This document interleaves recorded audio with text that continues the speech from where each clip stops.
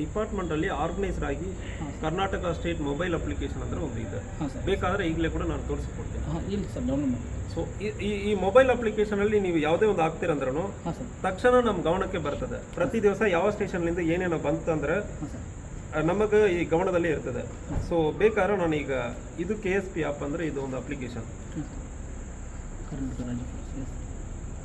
KSP app ಅಂದ್ರೆ ನೀವು ಹಾಕ್ತಿರಂದ್ರೆ so ಹಿಂಗೆ ಓಪನ್ ಆಗುತ್ತದೆ. ಸೊ ಮತ್ತು ಮುಂದುವರೆದು ಏನು ಇನ್ಫಾರ್ಮೇಷನ್ ಇಲ್ಲಿ ನೋಡಿ, ರಿಪೋರ್ಟ್ ಇನ್ಸಿಡೆಂಟ್ ಅಂದರೆ ಬರ್ತದೆ. ಈ ರಿಪೋರ್ಟ್ ಇನ್ಸಿಡೆಂಟ್ ಅಲ್ಲಿ ಹೋಗಿಬಿಟ್ಟು ನಾನ್ ಎಮರ್ಜೆನ್ಸಿ ಮಾಹಿತಿ ಕೊಡಬೇಕಾದ್ರೆ ಬೆಳಗಾವಿಯಲ್ಲಿ ಯಾವ ಸ್ಟೇಷನ್ ಅಂದ್ರೆ ಬರ್ತದೆ. ಸೊ ಉದಾಹರಣೆಗೆ ಈಗ ರಾಯಬಾಗ್ ಅಂದ್ರೆ ಅನ್ಕೊಳ್ಳಿ.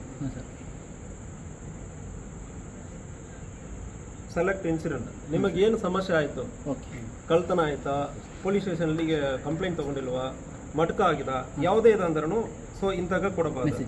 ಕೊಟ್ಬಿಟ್ಟು ಡೀಟೇಲ್ ಕೊಡಬಾರ್ದು.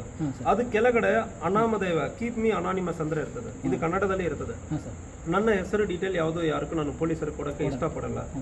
ಒಂದು ಒತ್ತಿ ಸೊ ಸಬ್ಮಿಟ್ ಅಂದ್ರೆ ಹಾಕಿ ಮಾಹಿತಿ ಅಲ್ಲಿ ಹೋಗುತ್ತದೆ, ನನಗೆ ಬರ್ತದೆ ಸೀದಾ. ಸೊ ಅದು ಮೇಲೆ ಇಂತಹ ಮಾಹಿತಿ ಬಂತು, ಪೊಲೀಸರು ಏನು ಮಾಡಿದ್ದಾರೆ ಅಂದರೆ ನಾವು ಪ್ರಶ್ನೆಗೆ ಹೇಳ್ತೀವಿ ಇನ್ಸ್ಪೆಕ್ಟರ್ ಎಲ್ಲ.